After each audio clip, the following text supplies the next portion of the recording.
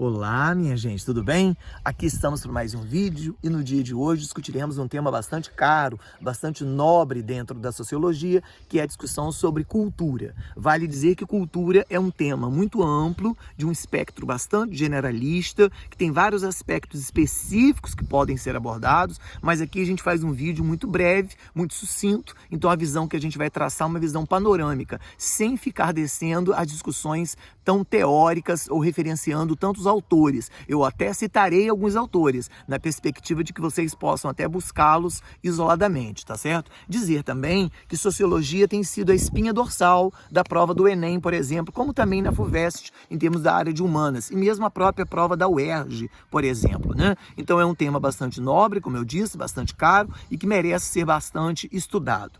Quando a gente fala de cultura, cultura diz respeito a quê? A um conjunto de valores, tradições, crenças, costumes, hábitos e até algumas questões de valores ético-morais que pertencem a um grupo ou uma determinada sociedade. Diz respeito a esse leque de questões, né? Repito, crenças, valores, costumes, códigos éticos, festas, atividades de festividades vinculadas à religião ou não, laicizadas ou não, tudo isso junto, né, reúne aquilo que a gente fala então como sendo cultura. Mas a palavra cultura abarca dentro dela alguns aspectos bastante específicos. Por exemplo, a gente pode falar de cultura de massa. Cultura de massa é aquilo que de algum modo o nome está dizendo, é aquilo que é massificado. Se é massificado, é porque existiu algum apelo de mídia. Pode ter sido rádio, pode ser a televisão, pode ser no dias de hoje as mídias chamadas de mídias digitais, né? O impacto do Facebook, Instagram, Twitter, Telegram, WhatsApp,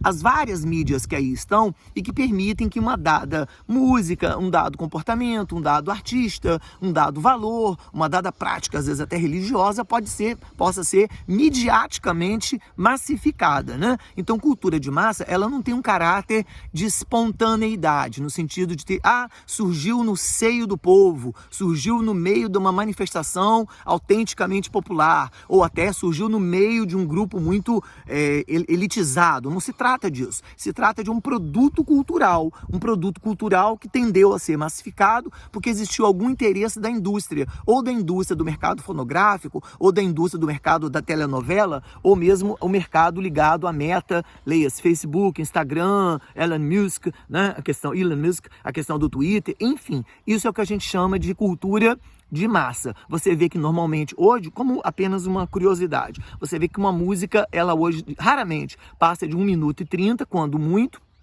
né, para ela ter uma coreografia acoplada a ela, para ela ter uma duração muito rápida, para ela ser uma música, entre aspas, adequada, adaptada ao TikTok, por exemplo, né? Então, de algum modo, a música é para entrar na lista dos trending tops, daquelas 10 daquela semana, e aí ela tem uma durabilidade média de entre 1 mês, 4 semanas, até 3 meses, né? Até 10 semanas, 12 semanas, quando muito, né? Então, é essa a configuração. Se você quer saber mais sobre indústria de massa e cultura de massa, aí os autores que têm que ser estudados são os autores da Escola de Frankfurt. Leia-se Adorno e Horkheimer, Theodor Adorno e Horkheimer, tá certo? Vale a dica. Quando a gente fala de cultura popular, é aquela que nasce no seio das camadas populares, sem os equipamentos urbanos de cultura. Em outras palavras, é uma festividade aqui na região que nós estamos, Campos dos Goytacazes. A festa de Santa Amaro, por exemplo, é uma festa popular. Ela nasce, na verdade, da cultura local, de um processo natural, espontâneo, né? De um processo que não foi fabricado por algum grande setor. Ela nasce espontaneamente no meio das camadas populares e ela vai tomando, obviamente, proporções gigantes. Ela tende a ser circularizada, ela pode ser até apropriada, como eu já disse em outro vídeo, e modificada por outros grupos, mas ela nasce no contexto dessas camadas populares. Falei da festa de Santa Amaro, mas se vocês puderem observar, por exemplo, o próprio Carnaval é uma festa que na sua origem, na sua gênese, é uma festa que tem um caráter e um apelo popular. Então, é uma cultura popular.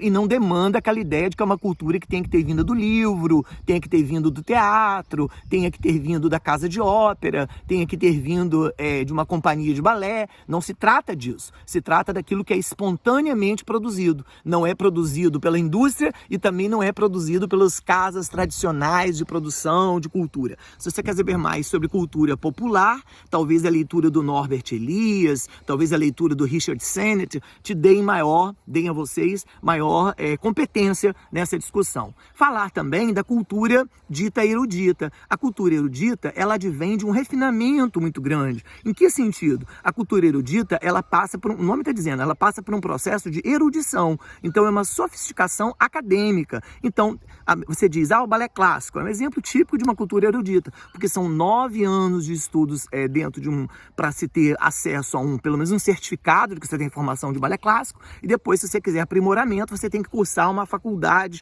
de dança para conseguir um diploma efetivo dentro disso. Então, ela acaba se tornando caro. Também não tem como eu fugir dessa discussão. A dita cultura erudita, ela é cara. Então, casa de ópera, balé clássico, as orquestras de câmara, tudo isso passa por um conjunto de compra de materiais, né? Se eu falo do balé clássico, sapatilha de ponto, o espetáculo tem que ser com chão forrado com linóleo, tudo isso já encarece o processo e acaba, de algum modo, ficando restrita a espaços específicos. Só pode acontecer grande espetáculo de balé dentro de um grande teatro com uma orquestra, né? Se for um balé de repertório, precisa ter uma orquestra ali embaixo no fosso, tocando. Então é tudo muito dispendioso. Aí você diz que é uma cultura erudita. Então ela vem de um refinamento intelectual, é uma cultura que vai sendo passada de maneira elitista, não vou ter menor temor de dizer isso, vem sendo passada há séculos e vai aperfeiçoando esse repertório, por assim dizer, né? Um conhecimento de repertório. Mesmo quando você fala do balé clássico, você diz lá, a menina está dançando Don Quixote, mas Don Quixote é a partir da obra de Miguel de Cervantes, Don Quixote. Então é a leitura de um livro clássico que acaba tendo uma leitura e adaptação para o balé,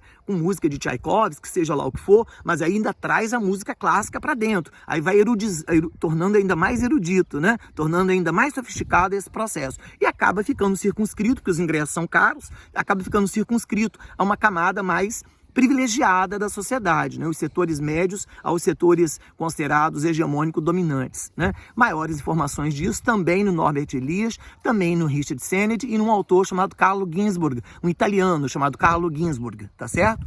Por último, dizer a vocês que a gente pode dividir cultura ainda em cultura material e cultura imaterial. Cultura material, se você vai a um museu, se você vê uma peça de escultura, uma peça de Rodin, uma pintura de, sei lá, de Gauguin, uma pintura mesmo de Debré, uma xilogravura, aí é uma cultura material, porque você literalmente pode tocar, você pode colocar a mão, ela está estruturada diante dos seus olhos, então ela é uma cultura material. Se eu falo, o Cristo Redentor é um patrimônio material do Brasil, então é uma cultura materializada, porque é uma peça, né, gente? É uma peça inteira diante dos nossos olhos. Agora, quando você fala, é uma dança como o jongo, é uma dança como Bumba Meu Boi, o maracatu, caboclinho, aqui na região nossa, do Norte Fluminense, a questão do jongo, né?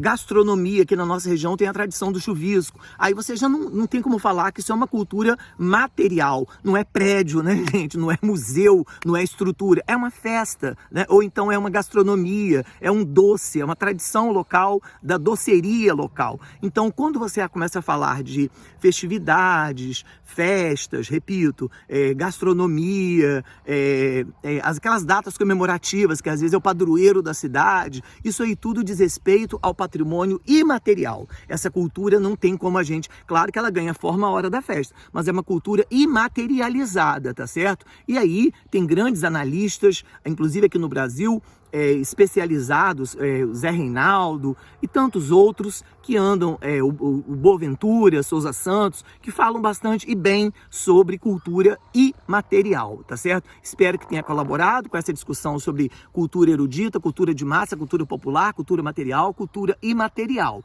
Quaisquer dúvidas, vocês podem fazer aqui nos comentários, aqui no YouTube. Eu venho e faço um próximo vídeo esclarecendo mais e melhor para vocês. Desde já, minha gente, muito obrigado.